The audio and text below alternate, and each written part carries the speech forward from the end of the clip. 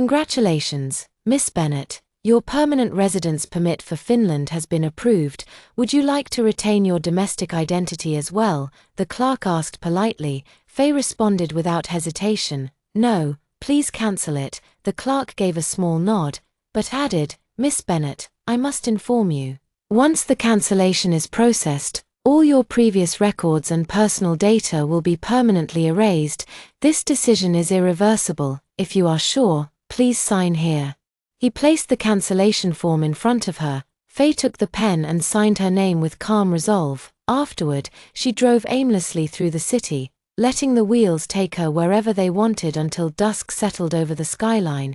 Eventually, she ended up in the downtown district. A massive digital billboard on the World Trade Center displayed clips from a popular reality show featuring celebrity couples, while waiting at a red light. Her eyes caught a familiar scene. James Guthrie on screen. In a segment that had recently gone viral, the footage showed him at the prestigious Architects Gala, where he received the industry's highest honor, an achievement all the more impressive considering he was not even 30 yet. But instead of lingering to celebrate, he appeared flustered and quickly slipped away. A reporter chased after him, managing to catch him for a quick live interview. Mr. Guthrie, why are you leaving so soon? She asked, breathless. He turned to the camera with a surprised smile, looking slightly shy. I am going to propose today. She is always on time, and if I'm late, I might miss the moment. There will be many galas in the future. But I only get one chance to propose. The narrator's voice chimed in with admiration. What a fairytale romance. I am obsessed. On screen, James's eyes were clear and his words confident. Two young women standing on the sidewalk watching the billboard clasped their hands together in delight. James is completely in love with Faye, one of them gushed. Can you believe he left the Architects Gala? So many influential people were there, and he just walked out. The other nodded eagerly. That is nothing. Do you know how many romantic things James has done for her? At her first runway show when she was 19, he was in the crowd. Since then, he never missed a single one. And when she mentioned liking emeralds, he spent $700 million at an auction to get her a complete set of emerald jewelry, just to make her smile, and they were not even dating at the time. Online forums had dubbed him the perfect man. Women everywhere envied Faye. How could someone like him exist? A horn honked behind her, snapping Faye back to the present. The traffic light had turned green. She pressed the gas and drove forward, glancing at the girls in her rearview mirror. The dim light inside the car cast long shadows across her face, making her expression hard to read. A cold smile slowly formed on her lips. Maybe marriage really was the grave of love. Even after getting everything she thought she wanted, in the end, it meant nothing. This man who had once vowed to love her forever, who had promised her the world, had quietly broken every promise, playing a game of red roses and white roses behind her back. He had been voted the ideal husband in an online poll. James Guthrie ranked first, but even the most celebrated husbands could cheat. Now she understood that every time he said he had a sudden spark of inspiration and had to return to his studio, he had actually gone to be with that seductive woman. It felt like someone had grabbed her by the throat and shoved her deep underwater. The cold reached her bones. She could not breathe. More photos came through on her phone. Images of James locked in passion, her face turned blank, distant. She remembered how many times James had confessed his love to her. When she finally stopped rejecting him, she told him, if you can accept my past, then we can talk about the future. She had revealed everything, that she was an orphan, raised in an acrobatic troupe. The elegant runway goddess he admired had once been a girl with no home, burdened by an impossibly expensive contract. She had been afraid to love, afraid of getting hurt. After hearing this, James only became more protective. I will never bring up your past again, he promised. From now on, I'll shield you from every storm. He even paid off the full contract penalty, freeing her from the cage she thought she could never escape. She remembered the way he looked at her as he signed the papers, saying gently, trust me, from now on, everything will only get better. That day, her walls collapsed, and her heart gave in completely. He could not go 3 sentences without mentioning her. He constantly checked her updates, secured brand deals, chased sponsorships, all for her. Everyone around them said he was not just her boyfriend, but her biggest fan. At their wedding at Goodwood, he looked at her like she was his whole world. He said the proudest thing he had ever done was marrying her. He swore that if he ever betrayed her, he deserved to lose what he loved most. Well, now it was time for that punishment to come true. She was leaving. She would vanish from his life completely. Her eyes were red as she drove to the television studio to film the day's show. Backstage, James suddenly appeared and wrapped his arms tightly around her. I called and called, you didn't answer. I told you I would drive you tonight. Why didn't you listen? Are you trying to make your husband worry himself sick? As he spoke, he looked at her more closely. He noticed her pale complexion and red-rimmed eyes, and his concern deepened. He gently cupped her face. Tell me, has someone bullied you? I will make them pay. She moved his hand away calmly. No, just the wind. I had the windows down while driving. Hearing this, he relaxed slightly and smiled. He tucked a few stray strands of hair behind her ear, his gaze full of affection, like a man still hopelessly in love. But Faye saw the truth now. His heart had been split in two. After makeup and hair in the dressing room, she received more messages from Lily. There was a photo, an open Louis Vuitton suitcase filled with empty condom boxes. I didn't realize we used so many. Oh, and he does not use condoms anymore. Our baby will be beautiful. Faye lowered her head, trying to hide the emotions surging inside her, but her hand trembled violently. She turned off the phone. Her chest felt tight, as if her nerves had been cut one by one. She looked toward James. He sensed her gaze and responded with that familiar smile, the same one that once made her heart flutter, but now, it was nothing more than a cruel joke. Their marriage was a rotting apple, shiny on the outside, decayed at its core. The vines of betrayal had choked the life out of her long ago. In the observation room, the camera rarely panned to the guests. She glanced sideways and saw James sneakily checking his phone, his finger scrolling endlessly. Her eyes burned. Another provocative message, no doubt. She casually flipped her hair to hide the tears.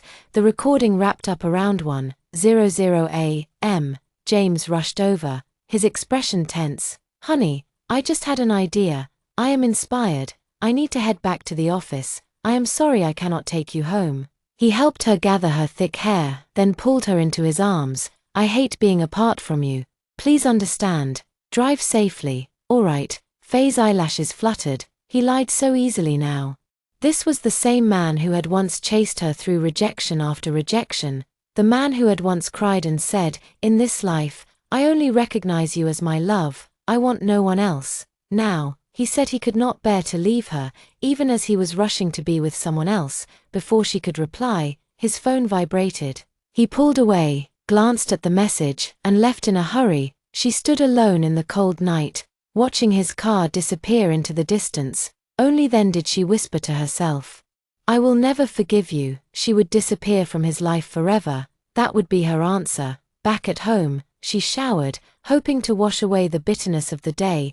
Just as she stepped into her robe and entered the bedroom, her phone lit up again. It was a video. Lily appeared on screen, blindfolded with a tie. The same one James had worn that evening. She wore revealing lingerie, little dog ears on her head, and a black collar around her neck. She crawled across the bed on all fours. Her voice soft and provocative. Master, come punish me. A familiar figure appeared in the frame. James, lunging toward her like a starving wolf. Faye's breath caught. Her fingers trembled as she frantically tried to swipe the screen away. Closing the messaging app, Faye drew in a deep breath, trying to ease the tightness in her chest. She had thought she was already numb to their relationship, that she had grown used to these intimate betrayals, but she had clearly underestimated the impact of the video. It felt as though her entire being had been dropped into freezing seawater.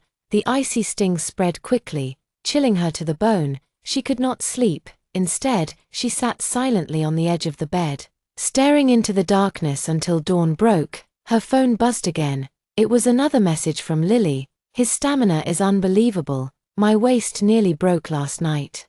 I heard your birthday is coming up. I have a surprise for you. I'll send the location.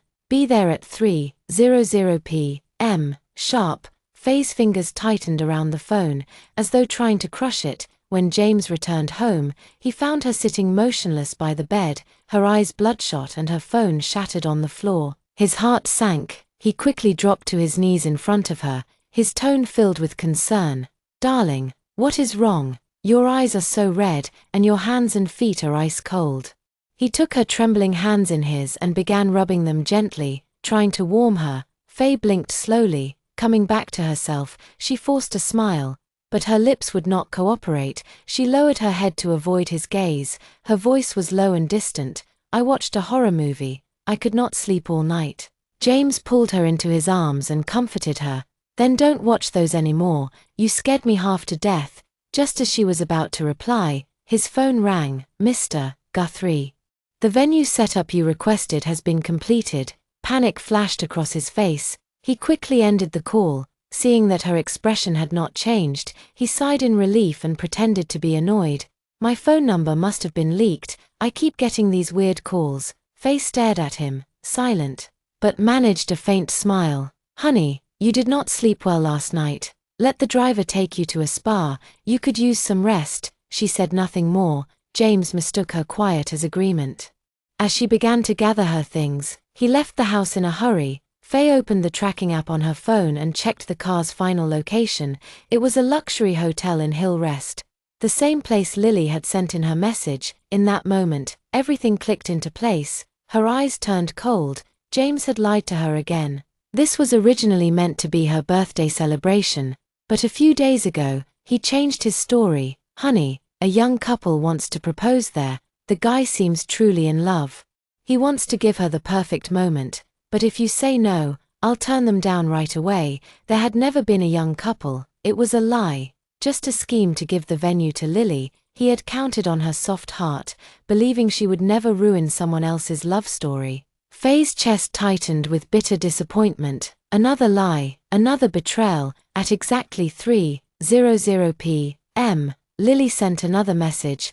"Take the panoramic elevator to the top floor. The view is stunning.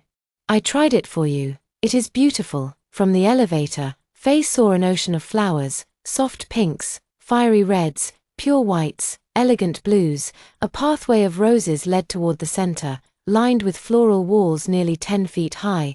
In the middle stood a large three-dimensional heart made entirely of roses, and within it, Lily's name. As the elevator descended slowly, Faye saw a woman in a snow-white wedding dress walking down the flower-lined path.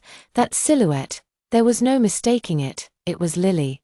Faye could not tear her eyes away. Then another message from Lily arrived. "It was all designed for you, but just one of my tears, and it became his proposal to me. Take a hint and step aside. You're almost 30 and still desperate for attention. How tacky. Your last name is Bennett. I will start calling you Aging Bennett." Lily started a live stream of the proposal. Dressed in an elaborate gown, she beamed at the camera.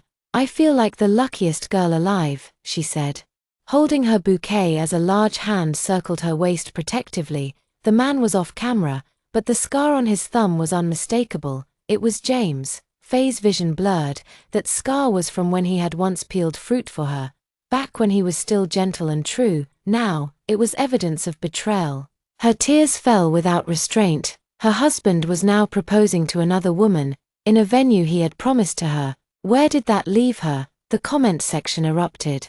"This design looks like Miss Bennett's style. Is it her work?" "It's his work," Lily replied sweetly, beaming at the camera. "Wow, how do I book her? I thought Miss Bennett said she'd only design for her own wedding." A flicker of triumph appeared in Lily's eyes. "All you need is a man who truly loves you." She turned toward the hotel with a soft smile and asked in a syrupy tone, "Darling, am I the most beautiful bride-to-be? Am I the one you love most?" Though the camera never showed his face. Faye heard the familiar laugh. "Lily is the most beautiful. Today is your day. Who else would I love?" Lily pressed him for a clearer answer. He finally said, "The woman I love most is Lily Sherman. All others were just passing through." Lily looked at the camera again, her eyes full of malice. Her lips moved slowly. "His mine." Viewers thought she was just flaunting her love, but Faye understood too well. Lily was declaring war. She collapsed onto a lobby sofa, her tears streaming, her body numb. Her heart felt pierced with frozen shards. Without thinking, she dialed James's number. the call did not connect. She tried again, and again, still nothing. She let out a hollow laugh. This man, who used to drop everything just to see her, now would not even pick up the phone. She finally accepted it. He had changed, completely. All her love and hate vanished in that moment. She felt strangely relieved that she would be leaving soon. She never wanted to see James Guthrie again. As she stood up, a sudden pain shot through her abdomen. Warm blood trickled down her leg, her vision darkened. The last thing she heard was someone shouting, "Help! Someone collapsed, you're showing signs of a threatened miscarriage, but fortunately, the baby is still safe." The doctor later said, during pregnancy, avoid intense emotional stress. Faye remembered the doctor's words. Her eyes were filled with disbelief. Life had played a cruel joke on her. That night, when she returned home, she saw James's messages. "Honey, I was too busy to answer your calls today. I won't be coming home tonight. Too much work." She knew these were lies, but she no longer cared. There were more important things to deal with. She contacted a real estate agent to sell all her properties, including the villa James had built for her and named Love Nest. All the jewelry and luxury gifts he had given her were listed on resale platforms. The prices were low, and everything was quickly sold. She fed their photo albums, page by page, into a shredder. She wanted nothing of his. She was erasing the past, piece by piece. The next day at noon, while reviewing her resale orders, the bedroom door suddenly flew open. James rushed in and pulled her into his arms. His voice trembled. "Honey, if you are angry at me for missing your calls, I understand. You can yell at me, hit me, anything. But why are you selling Love Nest? I designed that house just for you, every detail. It is my love for you. Are you selling it because you want to leave me? Are you leaving me?" Faye gently pushed him away and looked into his eyes. They were red, full of sorrow, like a puppy abandoned in the rain. She used to melt at that look. "But not anymore," she spoke calmly. "You're overthinking it. I just don't like it anymore. I married you. It's not like I can run away." Inside, she sneered. So he did know she might leave. Then why betray her? Was he so well fed at home that scraps from the street seemed tempting? Or did he think his disguise was so perfect she would never find out? She stared at him coldly. "Darling, if you love me so much, why don't you design me another house?" She did not want to alert him to her true intentions. So she lied. She told James she had sold the villa simply because she disliked the original design. Hearing this, James finally let go of the Love Nest issue. He nodded earnestly and promised, "Honey, I guarantee you will be completely satisfied with the new villa's design." Just the idea of her leaving made him anxious. She was genuinely curious to see how he would react when she truly disappeared. Swallowing her disgust, she coaxed and comforted him with a patient voice. Only after hearing her repeated promises that she would never leave did James slowly begin to relax. Still, a flicker of unease lingered in his heart. He kept telling himself not to be paranoid. After all, Fa had married him. They were supposed to live happily ever after. His job now was to be careful, not to slip up and reveal anything suspicious. He had always been good at keeping things in control. Surely nothing would go wrong. He was just being too sensitive. Yes, definitely too sensitive. 2 days later, Fa visited the obstetrics department again to check on the baby's development. Fortunately, everything was normal. During her last visit, the doctor had warned her that, due to her physical condition, it would be risky to have another pregnancy in the future. This might be her only child. She sat on a bench outside the consultation room, her hands gently stroking her still flat belly. Not far away, she spotted Lily clinging to James like a lifeless doll as they exited the same department. Perhaps because she wore a hat and a mask, neither of them noticed her presence. Lily looked tired and listless. I really thought I was pregnant. I was so excited. But it turned out to be a false alarm," she pouted. "What even is a pseudocyesis? I had all the symptoms, even morning sickness." James, trying to stifle his laughter, looked amused. Lily grew more annoyed and started playfully hitting his chest with her small fists. From Fa's view, it looked like a romantic little scene. Her teasing and his soft laughter. If only the man were not her husband. She lowered her gaze and shook her head as she heard him say, "It must be because your husband has not been trying hard enough." Then, he scooped Lily up into his arms and whispered in her ear with a low, husky tone, "Let's go home and make a baby." Lily giggled, "You are terrible." Her flirtatious laughter echoed down the hospital corridor. Fa lowered her head and smiled faintly. For years, she had focused on her career, never planning for children. James had said he was in no rush either, but clearly, his heart had always longed for more. Before she left, she would give him 2 parting gifts. This little angel had come unexpectedly, but every child deserved to grow up in a healthy, loving home, if their home could only offer a shallow performance of happiness. Perhaps it was better not to stay at all. Back at the villa, Fa was consulting a professional nutritionist about a proper prenatal diet when a live stream notification from Lily suddenly popped up on her phone. Since her public proposal, Lily had become something of a social media celebrity. As soon as she went live, the view count shot past 100,000.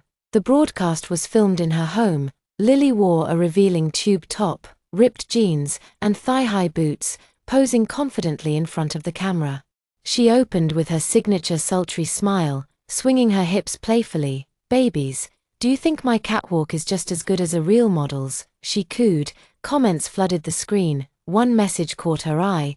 "Is that folic acid on your table? Are you expecting?" Lily flushed. "You all have such sharp eyes." "Yes. We are trying for a baby. I have been using a secret weapon lately. I believe we will have good news soon." Her fans were immediately curious. "I have been doing some intimate rejuvenation treatments." Lily winked. "Your sister-in-law is wild and aggressive, every time. He leaves me with sore legs and a trembling waist." Fans squealed, saying it was too much for a public stream. Just then, a man's deep voice entered the stream. "Still talking about me." The voice had a smooth, seductive edge, sending the audience into a frenzy. "Let us see brother-in-law," they begged. "No way," Lily grinned. "He is for my eyes only." "So possessive," he murmured, off camera. "What part of you have I not seen?" The live chat exploded. Lily tossed him a playful glare and moved to swat him, but instead, he pulled her into his arms. A pair of long, familiar hands appeared briefly in the frame, causing viewers to scream in excitement. "God-tier hands," someone wrote, but one comment stood out. "That hand looks familiar, and so does the voice. I just can't place it." Before anyone could dwell on it, the comment was buried in a flood of new ones. Lily was pulled out of frame, but their flirtatious sounds continued. His low breathing, her soft giggles. "Baby, wearing just a thong, you're playing with fire." The chat lost it. "This is not family-friendly. This is too spicy." Later, Lily reappeared on screen, panting and flushed. "Babies, that is it for today. Your brother-in-law cannot wait anymore." Fa had watched the entire stream in silence, expressionless. She recorded the footage as evidence. These scenes, which once might have broken her heart, now barely registered. They were small skirmishes, petty and laughable. 3 hours later, Lily sent new photos. A man's large hands were gently holding a woman's delicate toes, painting them with bright red polish. The contrast between the white skin and the bold red color was visually striking. "My husband says my feet look best in red." Lily wrote, "The contrast is so artistic. Every time I tease him with my toes, he cannot resist." Another message followed. "Old Lady Bennett, your husband said your feet are ruined from wearing heels. He has zero interest in them. You know he has a serious foot fetish, right?" Fa stared at the messages. For a moment, she thought this woman was truly foolish and pitiful. Her grip on the phone tightened, knuckles white. Maybe Lily thought flaunting her intimacy would hurt Fa.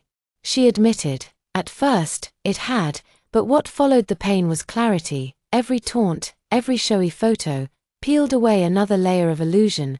Fa no longer saw James as just a man distracted by temptation. She realized now that she had never truly understood the core of who he was. Love, at its essence, is meant to be pure. It means acceptance, understanding, not turning someone's pain into a joke to impress another woman. These feet, which Lily mocked, had once brought her across countless runways in glory. They were not meant to entertain a man's private fantasies. She was never a woman meant to exist just to please a man. "James," she thought, "you are far worse than I ever imagined." After watching Lily's livestream that afternoon, Faye assumed James would use it as an excuse to stay out late, but to her surprise, he came home before 9. Perhaps it was a kind of instinct.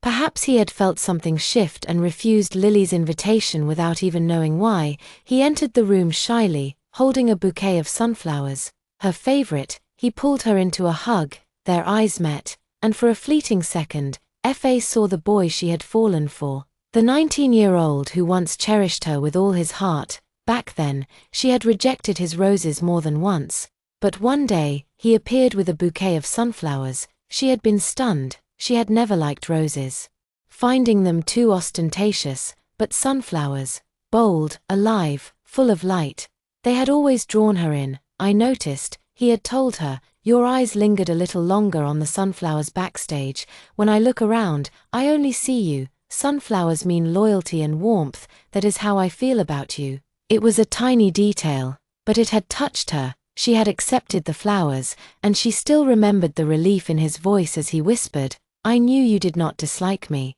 I just wasn't giving you the right flowers. His awkward confession had made her laugh back then, but that sweet, sincere boy no longer existed.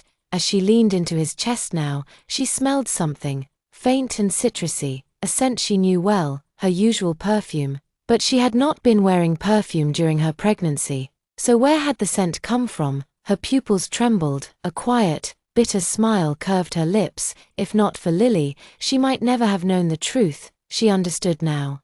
He had been with Lily, he had even gifted her the same perfume, and after half a day with her, he had hidden it so well, not a trace lingered. Fine, if he was so eager to act, she would play along, she would let the charade continue. She looked up and said calmly, I am pregnant. James froze, then beamed with joy. Really, honey, really? He jumped up, laughing, all of his usual restraint gone. Like a child, he was overtaken by happiness. He would probably be a good father. He truly seemed to love children. But this was also the man who had tried to make a baby with another woman, and soon, he would likely try again. She lifted her eyelids slightly, trying to hide the bitterness welling in her chest, relying on her deep understanding of James's nature. She calmly pulled out 2 documents she had prepared in advance, divorce papers and a custody waiver. With a gentle smile, she flipped directly to the signature page and looked at him with adoring eyes. Darling, she said sweetly, I found 2 promising brands with great potential. Will you help me acquire them? Caught up in the moment, joyful and unaware of her hidden intentions, James signed both papers without hesitation. Honey, that is nothing. If you wanted the stars from the sky, I would find a way to buy them for you. He said proudly, for your birthday, I am planning to buy you a private island. As he spoke enthusiastically, his phone began to ring insistently. He glanced at the screen, frowned at the caller ID, and declined the call. The phone rang again, and again. Faye no longer needed to keep up appearances. Her performance as the glowing mother-to-be could now end. In truth, she felt a strange sense of relief. If Lily had not called, she might not have known how to end the act gracefully. Faye tugged gently on James's sleeve and said softly, answer it. It might be important. Reluctantly, he stepped aside to take the call. His voice was cold. What is it? From the other end came loud background music and a woman's tearful, slurred voice. Honey, someone drugged me at the club. I feel so hot. Men keep touching me. I am dizzy, scared. Whatever Lily said next made James's expression shift instantly. Panic flickered in his eyes, and sweat gathered on his forehead. Honey, it is an emergency. I have to go, he muttered, and without looking back, he rushed out. Faye stood at the door and watched him drive away, his car vanishing into the night. Her phone lit up with a new message from Lily, Old Lady Bennet. So what if he came home? All I had to do was cry a little, and he came running. You are still clinging to the title of Mrs. Guthrie like it means something. Your fans still think you two are perfect. It is laughable. If I were you, I would be too ashamed to show my face. Faye switched off the screen, her eyes lost in the shadows, her emotions were unreadable. James did not return that night, nor did he show any sign of coming back in the days that followed. In the past, she would have called him, worried something had happened, but now, she stayed silent, and he did not seem to notice her change. Her lips curved into a mocking smile. There was no need to call. Lily would surely keep her updated on James's whereabouts. He was probably wrapped in someone else's arms. Completely forgetting the time. But it would all end soon. Faye unconsciously touched her wedding ring. There was still one final thing left to do. She sent James a message. James, come with me to Goodwood one more time. That fairytale town was where their marriage had begun.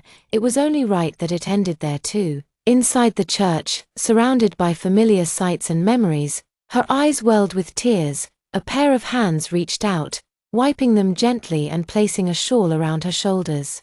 "Honey, why are you crying?" he asked gently. This time, she did not resist. She leaned into his chest, accepting the comfort. "James," she said softly, "do you remember the vows you made here?" His expression softened. He recalled details from their wedding day.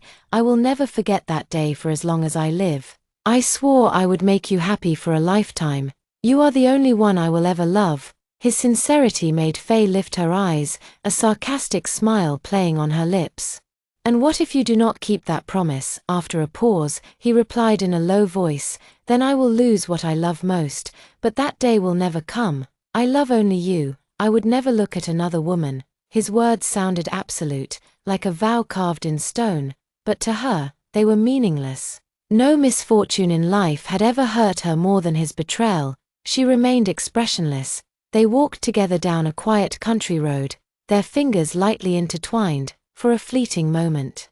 It felt peaceful. Then James's phone buzzed, cutting through the calm. He looked irritated but checked the message anyway. It was from Lily. Photos. His breathing grew uneven. At the same time, Faye received a text from Lily. "Want to bet? One picture from me, and he will come running." Faye switched off her phone again. She could already sense that James's mind had drifted. She smiled as if understanding. "Is there something you need to handle?" she asked softly. James hesitated. A voice inside warned him not to leave her now, but Faye gave him an easy way out. "Is it a new document from the company? Go back to the hotel. I will take a walk. Just remember to pick me up later." James still looked uneasy. Something told him that if he walked away, he might lose her, but her gaze was calm. Her fingers brushing over her still flat stomach. He told himself it would only be a little while. She was carrying his child. Where could she possibly go? As he turned to leave, she called out behind him, "Do not forget the path we took to get here." He smiled. "How could I forget? My little direction-challenged wife." She watched him walk away, tears finally spilling down her face. Did he truly remember the path they took? Moments later, a man approached. "Miss Bennet," he said, "all your domestic information has been cancelled. Here are your new identity documents. Faye Bennet no longer exists. You can board the ship to Finland at the harbour." Her phone lit up again. Another message from Lily. "Old Lady Bennet, I just sent a photo of myself in lingerie, and your husband came running. My charm is irresistible. Why are you still holding on?" This time, Faye replied, "Congratulations, you got what you wanted." She handed her phone to the man. "Please send this back to the mainland. Make sure James Guthrie signs for it personally." Faye had never been the kind of woman who allowed herself to be humiliated without consequence. Lily would pay for what she had done. And James would live with the consequences of his choices. She and the child would leave him forever. Today was their farewell. She would make sure he spent the rest of his life regretting that moment of betrayal, because it cost him everything. Having said everything she needed to say, Faye boarded the ferry. On deck, as the wind whipped around her, she slipped off her ruby wedding ring. She remembered Lily saying that the contrast of red against white was art. Faye smiled faintly. Maybe James's tastes had never changed, but that no longer concerned her. As the ferry passed through the narrow strait, light flooded the deck. No more shadows. Back at the hotel, James stood in silence, gripping Lily's chin. His expression was dark and unreadable. "Did I not tell you not to contact me while I was in Norway?" he asked coldly. Lily was unbothered. With a lazy shrug, her bathrobe slipped to the floor, revealing a red bikini underneath. She pressed herself against him, sliding his hand to her chest. "I am sorry, I just missed you, just this once. Please forgive me, it won't happen again." Seeing the change in his expression, Lily licked his throat teasingly. He gave in, carrying her to the bed. As he groaned softly in her arms, everything proceeded naturally. but afterward, a strange sense of panic crept in. He looked at the clock, rushed through a shower, and got dressed. He had already delayed over an hour. Faye must be worried. Thinking of her, his pregnant wife, his heart softened, a smile tugged at his lips. Lately, he had been too caught up entertaining Lily. He had not paid enough attention to Faye. Pregnant women were said to be emotional. He did not want to upset her again. From now on, he would make it up to her. He would spend the rest of their time in Norway by her side. After all, Lily meant nothing. Faye was his wife, the mother of his child. Lily, sensing his eagerness, wrapped her legs around his waist. "Do not go.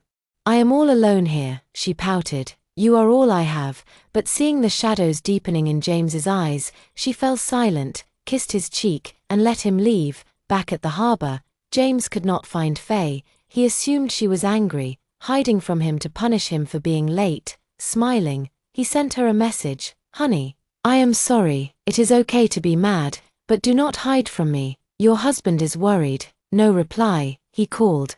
No answer. Panic bloomed in his chest. He rushed to the place where they had parted.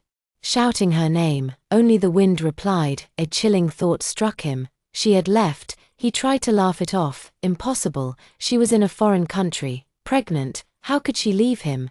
But deep down, he knew. She already had. She must have been testing him. That had to be it, forcing himself to stay calm. James anxiously stopped passers-by, asking if anyone had seen her, but people only looked at him with puzzled expressions and shook their heads.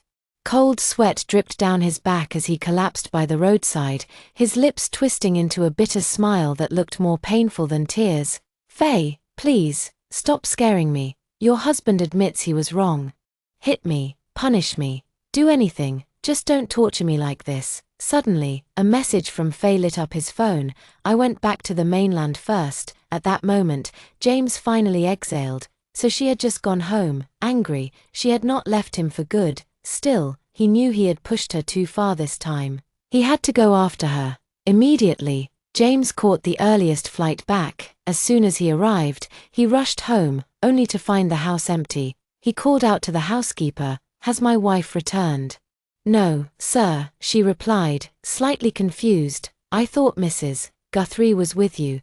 James waved her off impatiently. That meant Faye had not come back yet. Had she still not calmed down? Loosening his tie, he stepped into the bedroom and picked up his phone, preparing to call her friends to ask where she might be. But then, a glance around the room made him pause. Something felt off. Where were the jewelry and accessories he had given her? Why did the walk-in closet look so bare?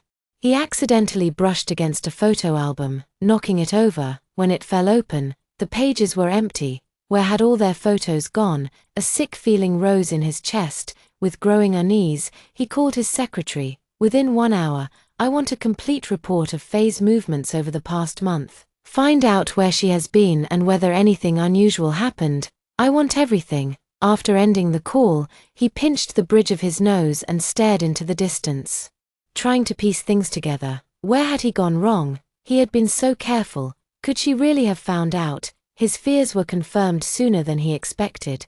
The television began playing reruns of their joint reality show. On the screen, Faye's eyes shimmered with tears as she looked at him. He tried to recall what he had been doing at that exact moment. His pupils trembled. He had been texting Lily, suggestive messages, and had even spent that night with her. The more he thought about it, the more clearly he remembered. When Faye arrived at the studio that day, her eyes were already red. Had she known something then? Had she sensed it? James dropped to the floor in disbelief. How could this have happened? Had she really discovered the truth and said nothing, only to leave now, taking their unborn child with her? How could she be so cruel? Soon, his secretary delivered surveillance footage. One clip, filmed outside the obstetrics department, made his hands tremble uncontrollably. Was that Faye, sitting alone on the bench? Had she overheard his flirtatious phone call with Lily? She had been carrying their child. How much must her heart have ached? James's chest tightened until he could barely breathe. The pain was suffocating. At that moment, the housekeeper entered. "Sir, an international delivery arrived for you." He opened the package absent-mindedly and found a phone and a letter inside. The letter was in Faye's handwriting. "James, I'm gone. The phone holds the answers you seek. There is a gift for you in the bedside drawer. With trembling hands, he opened the drawer. What he found struck him like lightning. Inside were official divorce papers. She had not only filed for divorce, but had also voluntarily surrendered custody of their child. His elegant features twisted in horror. The phone buzzed. The screen lit up with a familiar contact photo. It was Lily. The message read, "Old Lady Bennet, have you no shame? You promised to give me what I wanted. Why are you still clinging to my man? Do I need to drag him away before you admit defeat?" His fingers shook as he scrolled through the messages. The phone was filled with nothing but explicit videos and Lily's taunting provocations. The earliest message dated back 2 months. A blood-chilling smile spread across James's face. "So it was you, Lily. You did all of this." Meanwhile, Faye's scheduled divorce announcement appeared online. It was brief and respectful, stating that she and James had separated due to personal reasons. She would be retiring from public life, never to return. The post went viral. James tried to control the damage. Publicly claiming her account had been hacked, he insisted everything was fine between them. But behind the scenes, he was using every resource at his disposal to find her. No matter how hard he searched, she had vanished. All they could trace was that she had been seen last in Norway. There was no flight record, no passport trail. It was as if she had disappeared into thin air. The thought crushed James. He locked himself at home and drowned in alcohol, numbing himself so he would not think of her, so he would not feel the unbearable ache of her absence. He became irritable, cold, and violent. The once elegant gentleman was gone. The household staff tiptoed around him, afraid to upset him. One night, deep into a drunken stupor, his phone buzzed again. "Lily, hubby. Would you like me in a sailor outfit tonight?" A cold smile tugged at his lips. His eyes darkened with fury. He had almost forgotten the root of all this. It was not too late. Lily opened the door, expecting affection. Instead, a large hand seized her throat. She gasped, clawing at his hand as her face turned purple. At the edge of unconsciousness, he finally released her. She collapsed to the floor, coughing and shaking. Still trying to regain control, she tried her usual act, forcing a sweet smile. "Darling, what is wrong?" James stepped closer, his expression dark and terrifying. "What is wrong?" His voice was cold enough to freeze her blood. "When I agreed to keep you, I told you clearly, a mistress stays in the shadows." He grabbed her by the chin. "How dare you send those things to her?" His words dripped with venom. Lily's face turned pale. All her arrogance vanished. She had not expected Faye's phone to fall into James's hands. Her scheming was exposed. She collapsed at his feet. Trying to appear pitiful, "James, I do not know what you mean. Please, do not scare me." Without a word, James took out Faye's phone and opened the chat history. "Maybe this will help your memory." Lily's pupils dilated, her lips quivered, fear gripped her heart. She had truly fallen for him. That was the truth. She had started with the intention of staying quiet, but James had made her believe she was special. He had broken his rules for her, been gentle, even romantic. She had fallen hard. That was why she had tried to get rid of Faye. Again and again, tears streamed down her cheeks as she clutched his trousers. "James, I only did it because I loved you too much. I just wanted you to be mine. Love is selfish. Is that really so wrong?" James remained unmoved. His disgust deepened as he stared at her. "You, worthy of loving me." He stood tall and cold. "I only ever wanted Faye's love. From beginning to end, you and I were just a transaction." Lily froze, her heart shattered. Her voice cracked with emotion. "My love is cheap. Is that what you think? Why am I unworthy of loving you?" He raised an eyebrow and sneered. "Because the first time we met, at that banquet, you spilled wine on me on purpose. I knew what kind of woman you were, pretty, but brainless. I indulged you because you were obedient. I never expected you to be this cruel, vicious enough to drive Faye away." His hand tightened around her jaw, his voice burned with hatred. "She was pregnant. You made her leave. I warned you. Never touch my family." Lily clutched his collar, crying desperately. "Because I loved you. I was jealous of her. She won your heart so easily. I only did what any woman in love would do." James stared at her, unmoved. "And you think that makes it right? You were the one who proposed to me. You gave me hope. If it had not been for your repeated tenderness, your careful attention, and all the moments you made me believe you truly loved me. Why would I have done those things? I just wanted to be with you openly. What is so wrong about that?" Lily's voice had risen into a shrill scream. She looked completely unhinged, shouting like someone who had lost control of reality. James ran a hand down her neck. A gesture that had once been intimate but now reeked of disgust. His fingers twitched with the urge to push her away. "You disgust me," he said coldly. "If you cannot understand human words, perhaps a stay in a mental hospital will help."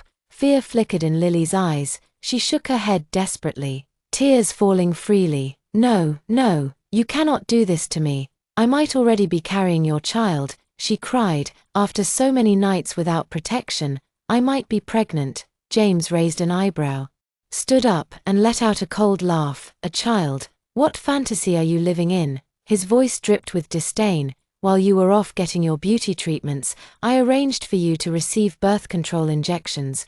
Why else would I never use protection? Did you really think I wanted a child with you?" He scoffed. "I pitied you. That was all. I played along with your baby talk, and you actually believed it." Lily's entire body trembled, her last shred of dignity shattered. So, in his eyes, she had never been anything more than a temporary amusement. "What are you waiting for?" James said to the bodyguards standing nearby. "Take her to the mental hospital." His eyes were cold, full of viciousness. The guards responded immediately, stepping forward and dragging Lily across the floor as she screamed and thrashed, clinging to the doorframe. "No, James, please, you cannot do this to me." But the man who once shared her bed looked at her now like a stranger. There was no warmth left in his eyes, only cruelty. In a final burst of rage, her face twisted with hatred, Lily screamed, "You betrayed Faye's love, and mine. You will never be loved in this life." James gave her one last look of utter contempt. "Knock her out. I do not want to hear her voice anymore." The days passed. James had no news of Faye. Rumors and negative stories about him flooded the internet. Fans who once followed Lily began to piece things together. Someone even shared a clip from Lily's livestream, one where she had proposed. Viewers noticed the man's hand, the ring, the gestures, identical to James's, and then came the tipping point. A few of Faye's fans unearthed more clues. Her recent statement, combined with the video, led to a single undeniable conclusion. James Guthrie was the ultimate scumbag. He tried to deny it, he paid people to suppress the news, but it was no use. The internet had caught the scent of scandal, and it would not let go. Influencers and gossip vloggers treated him like a jackpot, setting up live streams in front of his home. Soon, everyone, young or old, knew what he had done. Weeks went by, no one saw Faye. People concluded the divorce was real. James eventually shut himself inside, avoiding the cameras, the noise, and the endless judgment. His carefully crafted perfect husband image collapsed overnight. Even his business partners, though they admired his talent, backed away. No one wanted to be associated with a man caught in a cheating scandal. Thankfully for his family, he had never been involved in the family business, and his real identity had always been kept quiet. The fallout did not affect the larger enterprise. Meanwhile, in Northern Europe, Faye was leafing through a parenting book. She knew nothing of the media storm back home. Living comfortably in Finland, she relied on her savings and the money from selling her assets in the mainland. The extreme shifts of 6 months of sunlight followed by 6 months of polar night were difficult at first, but like all things, she adapted. Just as she had learned to live without James, she was doing well on her own. With her background in fashion, she became a freelance designer. Her unique sense of style quickly drew attention from local boutiques, and her life began to feel quietly full again. One day, during her usual walk through the streets, she unexpectedly ran into Ethan Sue. He looked much the same, handsome, composed, with that same cool expression she remembered. She wanted to walk past without acknowledging him, but the street was slick with ice. She slipped slightly. In a flash, Ethan caught her in his arms. She caught her breath, heart racing. She had missed her chance to avoid him. "Thanks, Ethan. But you can let go now," she said stiffly, trying to pull away. His grip remained firm for a moment longer, and then he slowly released her. He looked down at her porcelain-pale face, emotions hidden behind a calm exterior. He reminded himself, No need to rush, after all, he had waited this long. Faye could not explain it. Being near Ethan felt like facing a rival from another life. He had always made her feel helpless, and after all these years, nothing had changed. She told herself it was just his overwhelming presence. Maybe that was why she had once chosen someone like James. Gentle, elegant, safe. But even thinking about James now brought only emptiness. Ethan had a way of appearing just often enough to disrupt her peace. He never pushed, never revealed his thoughts, just offered help in the right moments. Quiet, persistent. One afternoon, she ran into him again at a flower shop. Unable to hold back any longer, she confronted him. "Ethan, what do you want from me? You know I'm pregnant, right?" He looked at her without flinching. "Yes, and I also know you are divorced." "Then what do you want me to do?" she snapped. "Abort it," he said, as casually as if commenting on the weather. Faye was speechless. Ethan had always had a way of catching her off guard, but she was no longer 18, no longer full of pride and fear. She answered calmly. "The doctor said, this might be the only child I will ever have." She lowered her eyes, clutching the bouquet of sunflowers in her hands. Then she heard him murmur, "Then thank God, I am having a child with you." Her face flushed. "You sound so sure of yourself." "I never agreed to that." A faint smile curved his lips. "The result will be the same. You might as well stop fighting it now." She could not be sure, but there was something softer in Ethan's cold gaze, something that had not been there before. "Why else would I leave my comfortable life, transfer across the world, and come here?" he said. She could not meet his eyes. Her heart was racing. Since that day, things changed. He dropped all pretense. He bought the villa next to hers. He became her neighbor. He never said it outright, but Faye understood. Sometimes it is not what a man says that matters, but what he does. Ethan accompanied her to prenatal appointments. He studied parenting techniques. He cooked meals suited for pregnancy. Even the obstetricians assumed he was her husband. Sometimes she glimpsed his phone and saw that he had been researching postpartum recovery. It warmed her heart. Still, she dared not step forward. What if he regretted it? For now, this arrangement was enough. At 5 a.m., her alarm went off as scheduled. Sleepy-eyed, she dressed and opened the door. Ethan was already waiting. Punctual, as always. They had agreed 2 days ago to go whale watching. He had chartered a small boat for better viewing. They passed the harbor and entered open water. The sea was calm, the breeze gentle, and the sky slowly brightened as the mist cleared. They reached the migration spot. Whales swam near the boat, tails slicing through the water in slow, graceful arcs. A mother and calf passed by together. Faye felt her heart soften. She whispered, "I feel like I've wasted so many years of my life." She turned to look at Ethan, only to realize he had been watching her the whole time. She laughed softly. "To be honest, I did not want to come. Getting up so early, and the sea being so cold, it sounded miserable. But now, it feels like magic." Ethan's face was calm, but his gaze had warmed. "Life itself has no meaning. It is about living in the moment," he said. She nodded. "Yes, living in the moment is what matters." She realized he was telling her to let go, to stop clinging to the past, to move forward. She had not thought about James in a long time. When she first arrived in Finland, she had still followed some news from back home. She saw the announcement of their divorce. James had issued a clarification, though the reason was vague, but the truth could not be hidden. His affair had been exposed. The scandal had destroyed his career. Once admired, he became the target of ridicule. Paparazzi surrounded his home, broadcasting his fall from grace. He became a recluse, and rumors began to swirl. Faye closed the messaging app and tried to breathe deeply, attempting to ease the tight knot in her chest. She had thought she was already numb to the news, convinced that she had moved past it. After all, she had read the reports about Lily as if skimming through irrelevant gossip.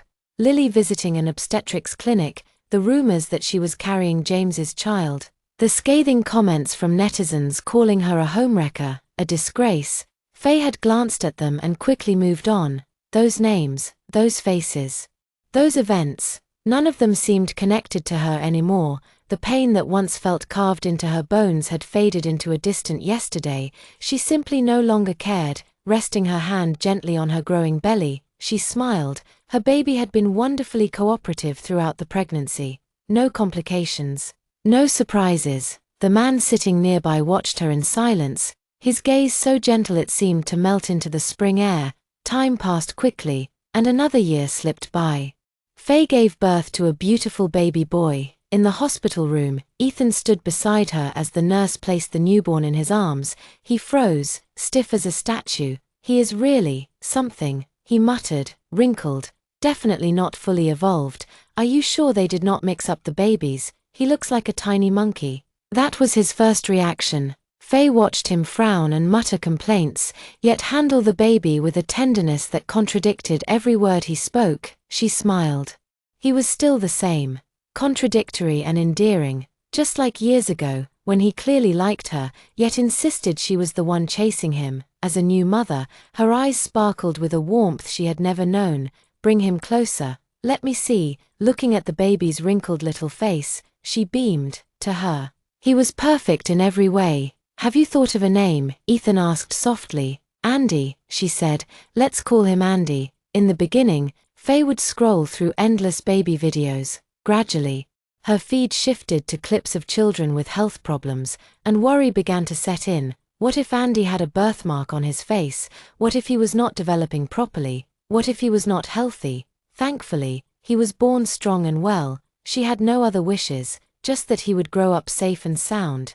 But when Andy was just 3 months old, he had his first health scare. After dinner, Faye had some almond milk, not realizing it would affect him through breastfeeding. That night, he developed a severe allergic reaction and a high fever. She sat by his hospital bed, staring at the tiny figure with an 4 needle in his tiny hand, crying softly. Her heart felt like it was being torn apart. The doctor's voice echoed in her mind. "Where is the baby's father? It's late. You cannot manage alone. You should not go home like this. Call the father right away." The father, her chest tightened. She had pushed him away. Still, she hesitated for only a moment before calling Ethan. He answered almost immediately. When he heard what had happened, he dropped everything and raced over, keeping the line open the whole way. "Faye, listen to me. I know you're scared, but stay calm until I get there. You are a mother now. Andy needs you." Ethan arrived quickly and spoke with the doctor. Thankfully, the situation was under control. Andy would recover, though the discomfort could not be avoided. Ethan had never seen Faye so vulnerable. To him, she had always been proud, composed, and brave, but now her eyes were red and swollen, her body hunched in exhaustion, and she could not stop crying. His heart ached. He quietly sat beside her and let her lean against his shoulder. He did not say much. "Just let her cry. This was not your fault," he said softly. Her voice was hoarse. "You know I grew up in an orphanage. More than anything, I wanted Andy to have a complete family. But now I cannot even guarantee his health. I regret it so much. Maybe I am not meant to be a mother." "Calm down. This was just an accident," Ethan said, his tone turning firm. "Children will face all kinds of things growing up. If you cannot handle this, where did the courage go that helped you bring him into the world alone? You are a regular person. Faye, do not be so hard on yourself. What you have done is already remarkable." He looked straight into her eyes and said, "Lean on me. You are going to be a great mother. I will be with you." And with Andy, he gently wiped away her tears. "Rest now. You need to sleep so you have energy for this little troublemaker tomorrow." His voice calmed both mother and child. Andy eventually stopped crying, and under Ethan's protection, Faye finally felt a sense of peace. She drifted off, exhausted. Ethan kept watch over both of them throughout the night. By noon the next day, Andy's fever was gone. Ethan drove them home. On the couch, he continued gently reminding her, "Next time anything happens, tell me right away." Faye noticed the fatigue behind his eyes. She looked down, ashamed. Suddenly, silence filled the room. When she looked up, Ethan was fast asleep. She quietly brought Andy closer and laid him beside Ethan. His presence made her feel safe.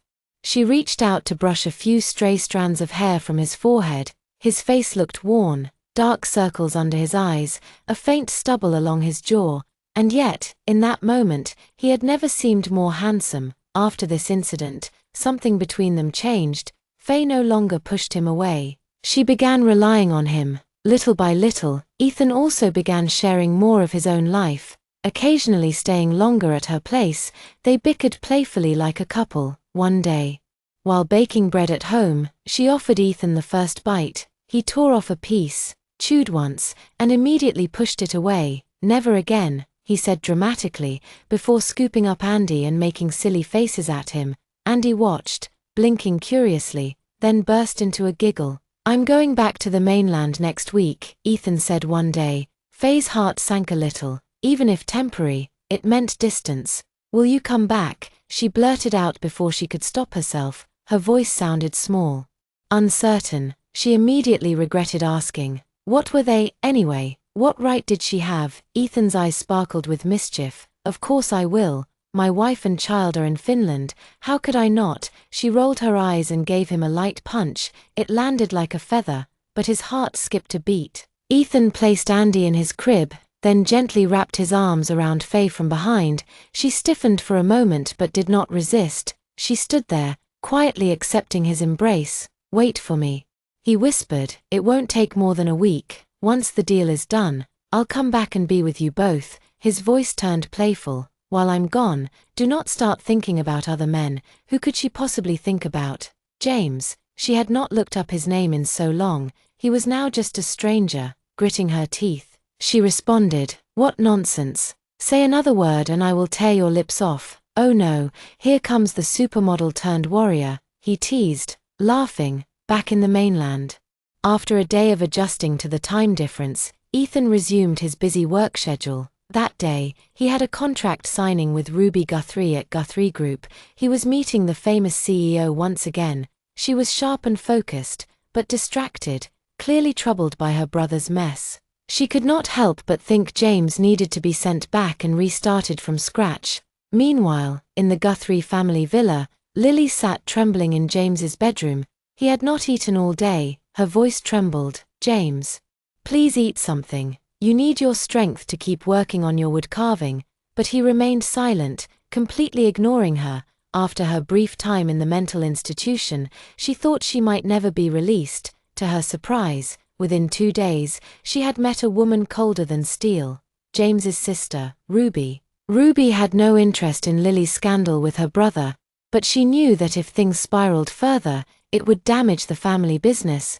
James had crossed a legal line.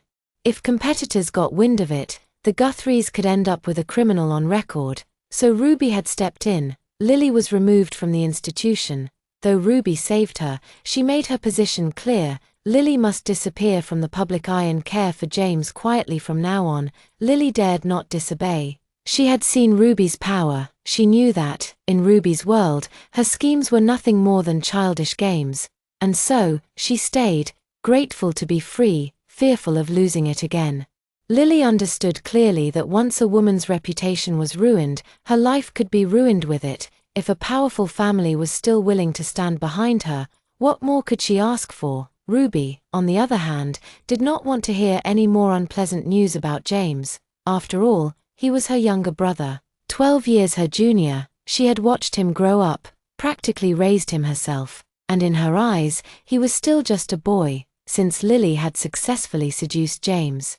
Ruby assumed she must have had something special. She hoped Lily could help James forget about Faye. That cold, distant woman had never explained much, only mentioning that James was unwell, not that he suffered from bipolar disorder.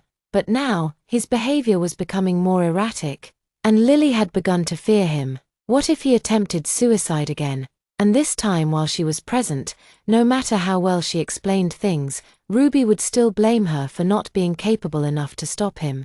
Ethan, noticing Ruby's distracted expression, asked gently, "Something on your mind?" She waved her hand, brushing it off with a sigh. "Just my period acting up." Then she quickly shifted the topic. "By the way, how much longer are you planning to stay single? You are becoming quite the golden bachelor." Ethan chuckled and knocked his knuckles lightly against the table. "That might be changing soon." Ruby raised an eyebrow. "Didn't you say you'd only ever love your first love?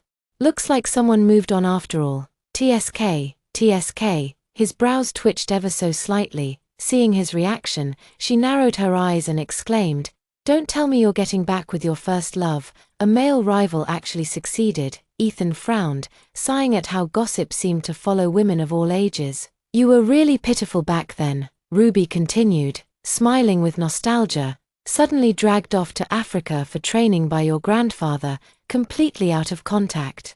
That girl thought you had used and abandoned her. By the time you showed up again, she had already married someone else. The word miserable doesn't even begin to describe you. Your eyes looked lifeless. You were like a walking corpse. He did not want to hear any more and quickly changed the subject. What about James? I haven't heard much about him lately. At his name, Ruby's expression darkened. Losing his mind at home since Faye left, the public backlash really broke him. He's not the same anymore. Ethan lowered his eyes. A shadow passed over his face, though his lips curved slightly. If only he had known what the consequences would be, why do it in the first place? There was no sympathy in his tone. He had lost Faye once. He would never give anyone a second chance to take her from him. Ruby went on. His whole life had been smooth. This hit him hard. But honestly, who else is to blame? If I were his wife, I would have torn him apart. Faye, she said, had been far too dignified. Through their conversation, Ethan learned James had been diagnosed with bipolar disorder. He alternated between deep depression and uncontrollable rage in his current state. He could not appear in public. He was a wreck, occasionally attempting to cut his wrists, demanding his family search for Faye overseas.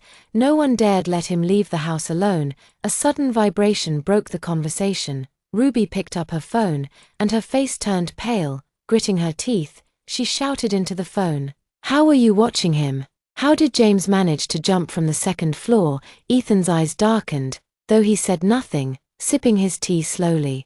James seemed intent on destroying himself. He sent Faye a message, "News about your ex-husband." Faye replied instantly with a string of quotation marks. He briefly explained the situation. After a moment, Faye responded, "His affairs are none of my concern. A person who does not value himself will not be valued by others. Please do not bring him up again." Ethan let out a small, indifferent smile. That was the answer he had hoped for. He had only reached out to see where Faye stood. Her decisiveness made it clear. James no longer had a place in her life. He owed James nothing. They were barely acquaintances. Back then, he had chosen not to go to extremes out of courtesy. But now that James had lost Faye by his own doing, Ethan would not hold back. This was not about revenge. It was about defending the only woman he had ever loved. When the news broke, Ruby lost all interest in business matters and rushed to the hospital. Ethan, as James's former friend, accompanied her. At the hospital, they found Lily kneeling in terror. Ruby could hardly believe her eyes. Rage surged through her. She nearly broke a tooth from grinding her jaw. "Get up, you useless thing. Who let you go outside and get photographed by the media? Do you even know what they are writing about him?" She rubbed her temples, exhausted. Her brother was truly beyond saving. "I'm sorry. I was too scared," Lily whimpered. "He started screaming about a child and just jumped out the window. I was terrified." She sobbed. Ethan glanced at her. She looked haggard, worn out from everything she had endured. Still, he felt nothing but detachment. Knowing James was not dead was enough. The rest was not his concern. Once this project wrapped up, he would return to Finland. He had only been apart from Faye for a few days. Yet he already missed her dearly. Unexpectedly, it took more than 2 months before he could return. When he finally did, Faye brought the baby to see him, and for the first time, he truly felt the presence of family. Seeing her struggling to carry Andy, he stepped in, scooping the baby into his arms and lifting him playfully into the air.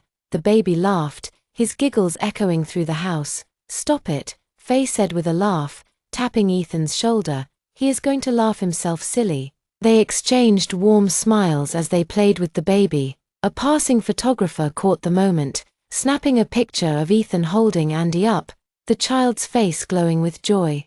Though the photographer had hoped to capture a full family portrait, the trio moved on too quickly. Still, the photo went viral on social media.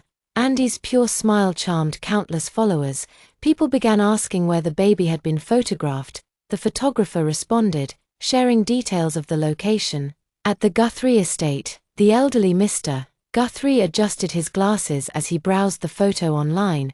Something caught his eye. He leaned in closer. The baby's features, his brows, nose, even his smile, were a near-perfect replica of his son's as a child. He called Victoria over. "Look at this. Does this baby remind you of anyone?" She studied the photo and frowned. "He looks just like James. Is it possible he has an illegitimate child?" A shadow passed over both their faces. If it was true, it meant James had a child they knew nothing about. Eventually, the news reached Ruby.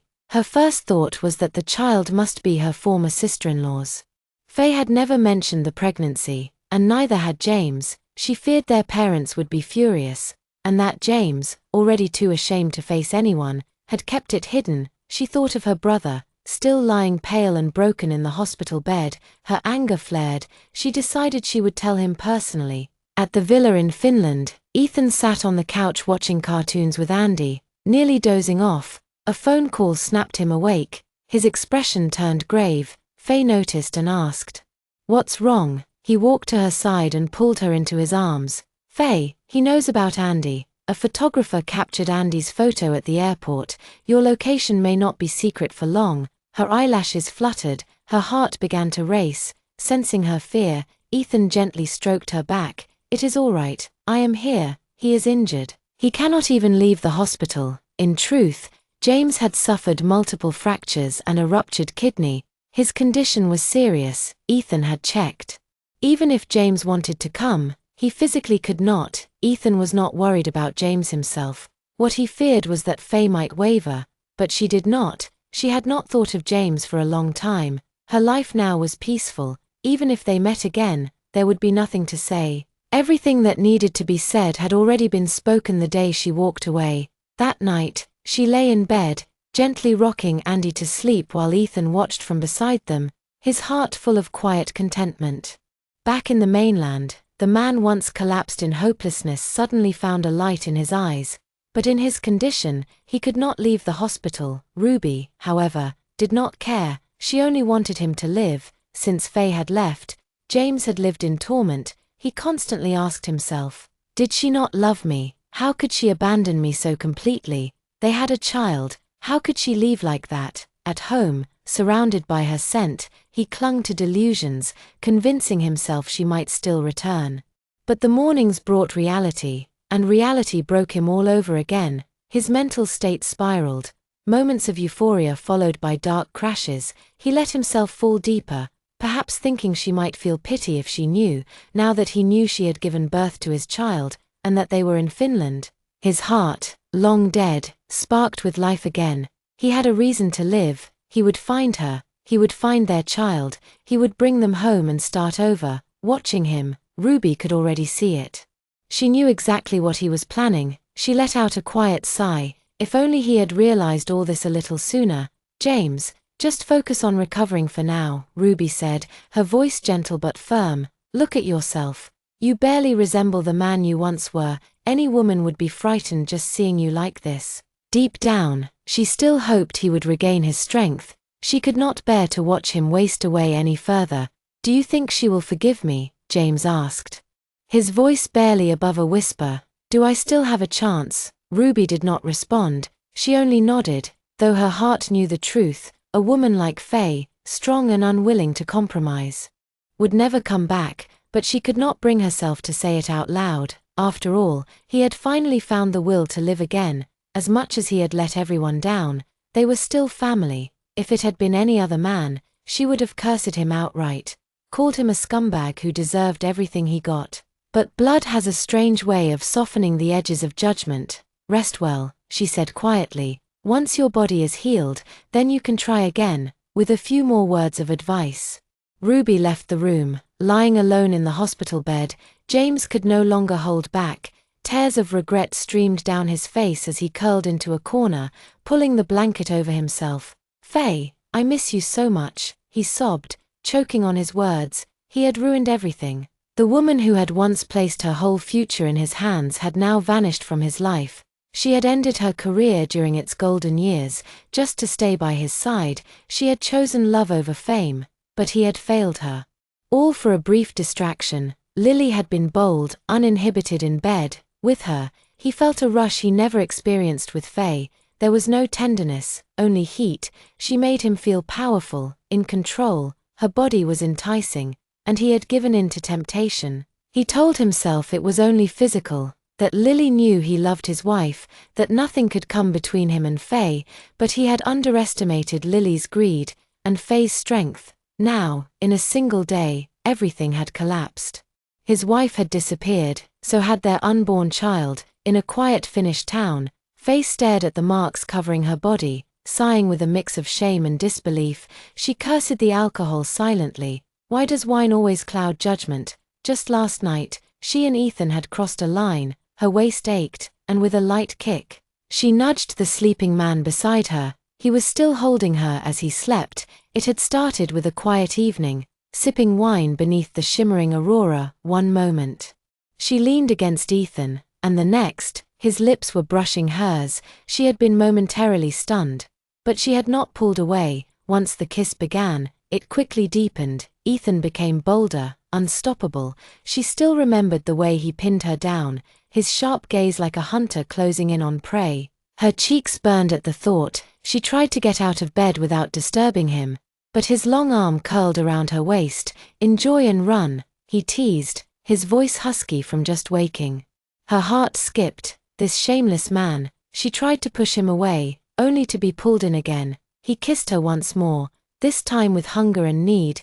Their lips met again, and their bodies responded, melting into one. Later, when she was half asleep, she realized Ethan was no longer in bed. He was in the kitchen, preparing formula and holding little Andy. She stared at the scene, a strange warmth spreading in her chest. He returned to her side and brushed her cheek with his fingers.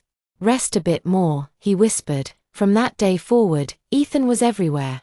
In her home, in her life, every night. He found his way back into her bed. He had not changed much since she first met him in her teens. Back then, he had seemed cold and distant. A colleague of Faye's had even joked that Ethan had the vibe of a celibate bureaucrat, stiff and joyless. Faye had disagreed. During a fashion show, she had thrown him a flirtatious glance from the stage. He responded with a look that burned with something deep and dangerous. She was right. He was far from inadequate. That same day, he pulled her into his dressing room and kissed her hard, without a word. That was how it started. 2 years of entanglement with the man everyone thought was made of ice. Now, years later, holding his lean yet powerful frame, she felt her heart tremble again. His not lacking, his too much, she thought, slapping her flushed cheeks. Every day, he wore her out. He somehow balanced intense work with the same intensity in bed, leaving her legs trembling and her waist sore. On weekends, all she wanted was to sleep in. But he insisted they go out. "King crab fishing," he said with a grin. They boarded a ferry. She soon realized they were headed to Hardangerfjord. Near the Arctic Circle, the weather was mild, wrapped in mist, the slopes of the fjord rippling along the shores. Feeling enchanted, she asked, "I thought we were going fishing." He chuckled. "I'm not crazy. Andy is still small. What if he gets cold?" He smiled warmly. "We're going to my cider estate. The blossoms are blooming now. You'll love it." With that, he adjusted her collar and smoothed her hair. "Let's go back inside. It's still a while before we arrive." When they finally reached the estate, she was surprised. She had expected grapevines but was greeted by rows of apple trees in full bloom. The air was sweet, bees buzzing around the blossoms. Andy clapped his hands. Delighted, Faye looked around in awe. "When did you buy this place?" Ethan's smile faded slightly. "After you got married, I thought I had lost my chance. I started drinking heavily. I bought this place just to drink and forget. I planned to grow old alone here. That was supposed to be my life. But now, you've come back." Her heart filled with both sorrow and tenderness. She linked her arm with his and whispered, "I'm here now." He bent to kiss her forehead. "So an old lady will keep me company." She laughed softly. Without realizing it, he had slipped a ring onto her finger. "You're caught now," he murmured. "There's no escaping." Looking into his usually emotionless eyes now filled with emotion, she kissed him first. Falling in love with him again felt as easy as it had when she was young. She never expected that a simple weekend trip to a cider estate would end in a spontaneous proposal, but that was Ethan. Calm on the outside, wild underneath, he might not be gentle. But he always made her feel safe. After saying yes, it was time to meet his family. To her surprise, they welcomed her warmly. His younger sister was lively and warm. It was through her that Faye learned Ethan had once loved someone deeply, but due to misunderstandings, they never had a chance. For years afterward, he threw himself into work and stayed single. Even if he had chosen a man, his family would have supported him. Ethan had never spoken of those years. Hearing about them from his sister was more painful than she expected. That night, lying in his arms, she gently traced the lines of his face. He noticed her tears and gently kissed the corner of her eye. "Are you hurt? Tell me where." She shook her head. "Why didn't you ever tell me about your past?" He paused. Then, kissing the corner of her lips, he answered softly, "Because it hurt, and because it didn't matter. I only care about now. The past is gone." Meanwhile, far away, James remained trapped in the past. Ruby had told him that Faye was remarrying, and that the groom was someone he knew, Ethan Sue, the most admired of their generation. James wanted to run to her, beg her not to go through with it. But Ruby had assigned bodyguards to keep him in the hospital, forbidding him from leaving. "Please, sis, let me see her," he pleaded. Ruby scoffed. "She's getting married. What right do you have to see her? Are you not ashamed? Look at yourself. So thin and pathetic. She already hates you. Seeing you like this would only make it worse." But James refused to give up. He found a way to sneak out of the hospital and took a car to the town where Faye was staying. From a distance, he saw her walking down the street, her fingers interlocked with another man's. Her eyes sparkled, radiant and captivating. From her smile alone, one could sense her joy. He glanced at his reflection in the car window, haggard, pale, and thin beyond recognition. He looked like someone who had just escaped a hospital. In those few short minutes, the heart that had longed to see Faye lost all its courage. With a downcast expression, he instructed the driver to return to the hospital. His sister had been right. He could not let her see him like this. She would not like it. From a distance, Ethan narrowed his eyes, watching the car that had been following them finally drive away. A cold smile curled at the corner of his lips. At least the man knew his place. Later that night, Ethan visited the hospital alone. Glancing at James, who sat blankly on the bed, he said coolly, "You look better than the last time you were admitted." James looked up slowly. "Did you come here to laugh at me? Is that necessary?" Ethan replied dryly, "You became a joke the moment your affair went public." James gave a faint smile, his heart heavy with bitterness. In one moment, his life, his marriage, and his dignity had all collapsed. He blinked back the pain and asked coldly, "So why are you here?" Ethan got straight to the point. "We have known each other for a while. From now on, I hope you will stay far away from my wife." James's face went pale. He clenched his fists. "Do I not even deserve to see her once?" "Deserve?" Ethan scoffed. His usually aloof expression now held a chilling edge. "Those who break their vows lose everything they hold dear, and you still think you deserve anything?" James's chest tightened. The words caught in his throat. He gasped for air before finally asking, "She told you everything?" Ethan's voice was low and steady. "I am her man. What would she hide from me?" With that, Ethan turned to leave. He had never been especially kind, only skilled at hiding his darker side. But now that someone had threatened his happiness, he would not give his rival even the smallest opening. That would be too cruel.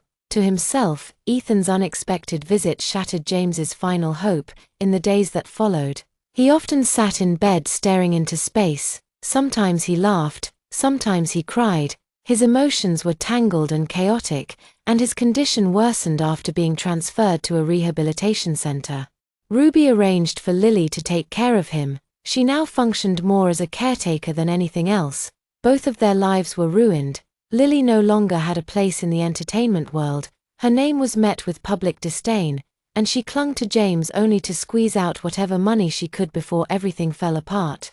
In his moments of confusion, James would often call her Faye. Lily would mechanically respond. One day, while passing a hallway, she overheard Ruby on a call with the Guthrie parents. From what she gathered, Mrs. Guthrie had suggested that marriage and a child might help stabilize James's condition. That idea took root in Lily's mind. Was this not her best chance to secure a place in the Guthrie family? though she no longer loved James. She still loved what he represented, power and wealth. She calculated that her birth control injections had worn off. The next time James mistook her for Faye, she drugged him. And they became intimate. Soon after, she began experiencing pregnancy symptoms. She confronted Ruby with the truth. Ruby looked her up and down and replied with disdain, "You really are something else." Still, Ruby had her own mission, fulfilling her parents' wishes. In James's current state, no respectable woman would agree to marry him, so she arranged for Lily and James to register their marriage. Lily began visiting James more often. Her attitude improved significantly. When he was unaware, she would pretend to be Faye and even told him he was going to be a father. The joy on his face reminded her of their past, of how sweet things once seemed. But when they became intimate again, Lily's bold behavior on the hospital bed triggered a sudden shift in James. He froze. "You are not Faye," he muttered. "She would never do this. Who are you?" Lily barely had time to react before he grabbed her by the throat, his grip tightening. She struggled, her face turning purple. Just then, Ruby walked in. She took in the scene at a glance and slapped Lily hard across the face. "Tired of your cushy life? So desperate for excitement? Should I send you to work in a brothel?" Terrified, Lily shook her head and promised she would never do it again. Her voice trembled, her eyes wide with panic. In the chaos, James's mind snapped back to clarity. Seeing Lily's swollen belly, he realized what he had done. His heart ached. The next time she visited, he looked at her wearily and asked, "What do you want?" "Money, a house. I can give you anything. But not this child. I do not want it." He already had a child. Lily's baby meant nothing to him. But George and Victoria, his parents, found out and insisted he keep the child out of filial duty. His own wishes no longer mattered. Perhaps because he was no longer the proud son they once admired, his opinions were ignored. Everything from the past now seemed like smoke and mirrors. Eventually, James surrendered. He followed the family's arrangements and briefly returned to the appearance of a gentleman. He became softer toward Lily, but deep down, he was broken. One clear, sunny day, James climbed to the top of a tall building and jumped, his body shattered on the ground below. His will stated that all his assets were to be transferred to Faye and their son. With James's death, Lily's value vanished. When the child was born, Ruby took the baby away without allowing her even a glimpse. The Guthrie family blamed Lily for James's suicide. If she had not seduced him and gotten pregnant, none of this would have happened. Cut off financially, Lily could no longer appear in public without being insulted. Unable to find work, she was eventually spotted in a red light district. After that, she disappeared from the news altogether. In Finland, when Faye heard about James and Lily again, she let out a long sigh. How had things come to this? She and James had ended things cleanly. Even if they never met again, she had once hoped they could both find peace and move on. But the ending had become such a painful spectacle. This time, she returned to the mainland not for closure, but for a permanent goodbye, holding Andy's small hand. She stood before James's tombstone. In the photograph, he still looked the same as she remembered, handsome, warm, and smiling like a breeze that could melt the heart. Andy tugged her sleeve, his fingers fidgeting. "Mommy, who is this uncle?" Faye's throat tightened, her eyes turned red. After a long pause, she whispered, "It is your daddy." Andy tilted his head, confused. "But isn't Daddy waiting for us at the mountain? How can he be here too?" Faye looked up at the sky, trying to keep the tears from falling, but they rolled down anyway. "Andy, say goodbye to Daddy." She taught him how to bow 3 times, then she stood in silence, lost in memories. She was 19 again, standing on a runway in a backless red dress, blooming like a rose on fire.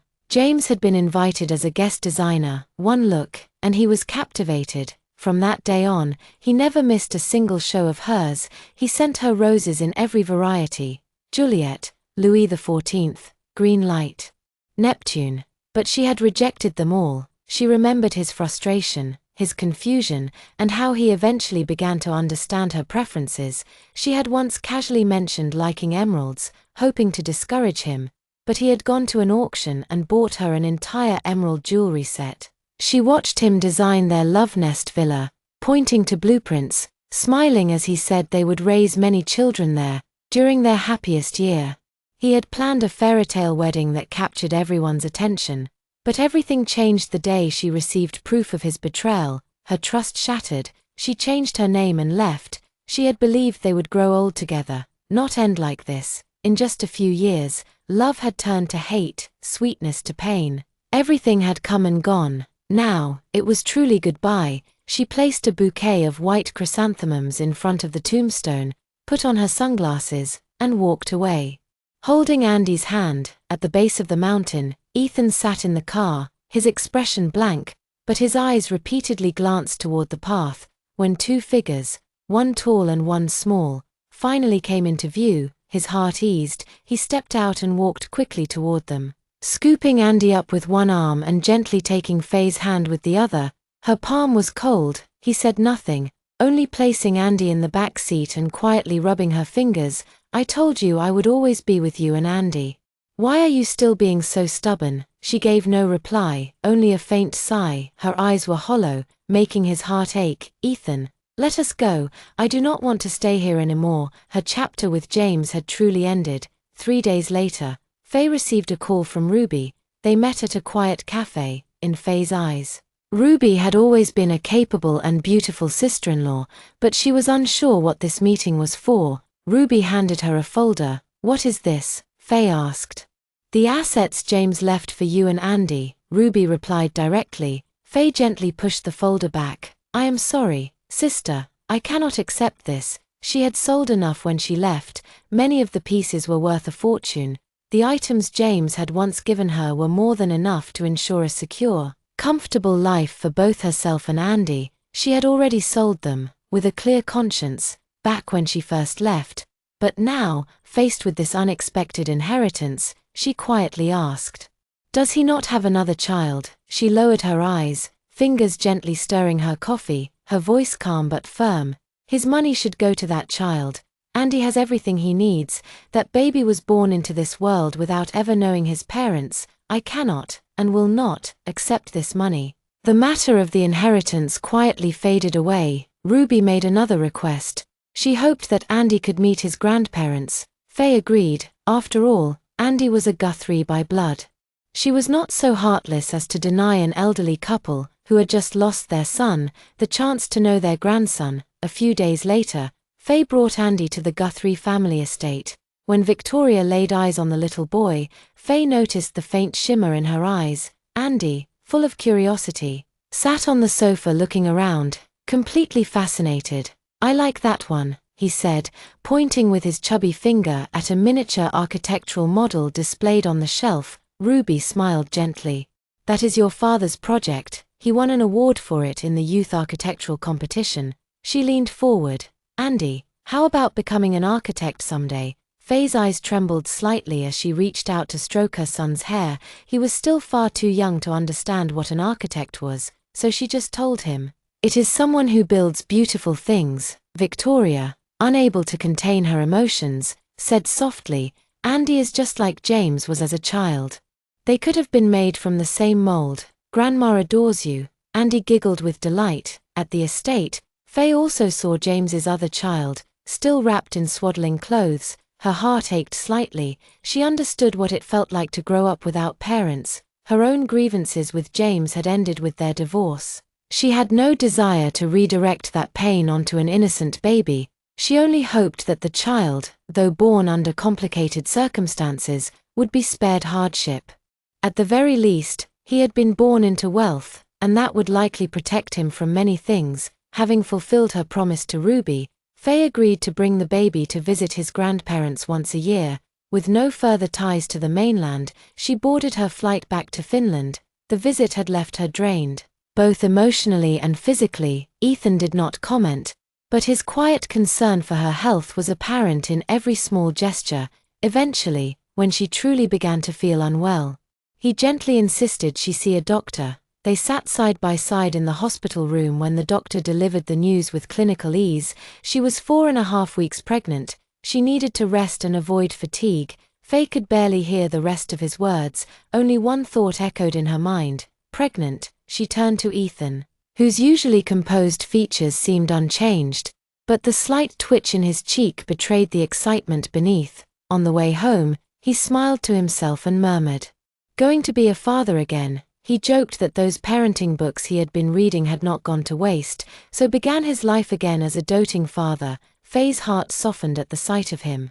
So warm, so tender, her emotions ran just as deep. She had once believed she would never have another child, yet here she was, given another chance. During her confinement at home, Andy would press his little ear against her belly, trying to hear the new life inside. "Mommy, he's moving.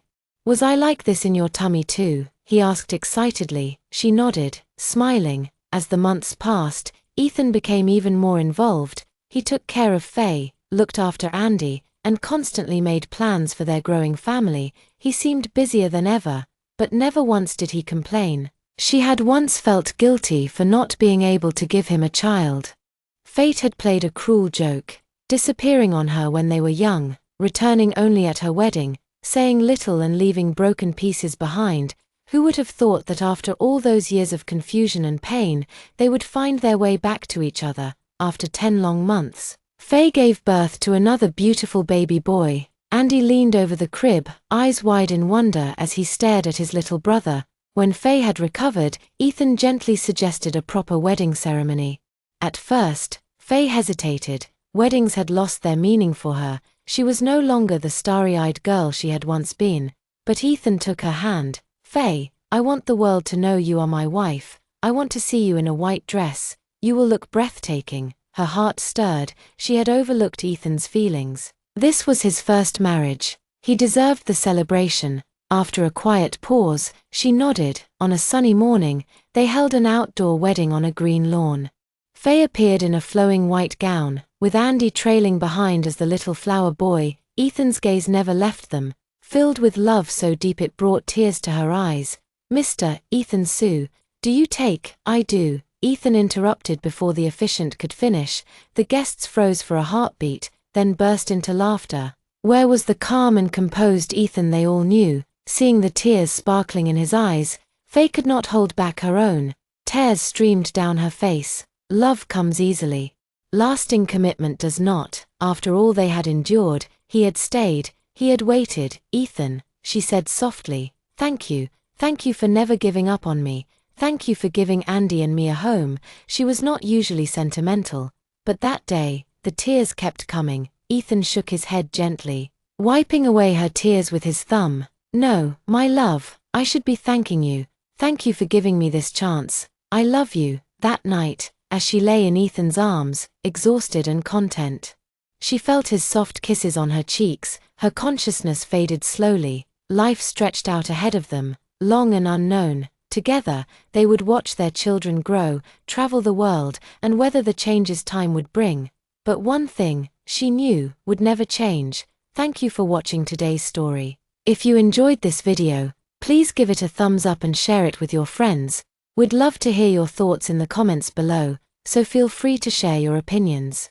And don't forget to subscribe to our channel for more great stories. We'll see you in the next video.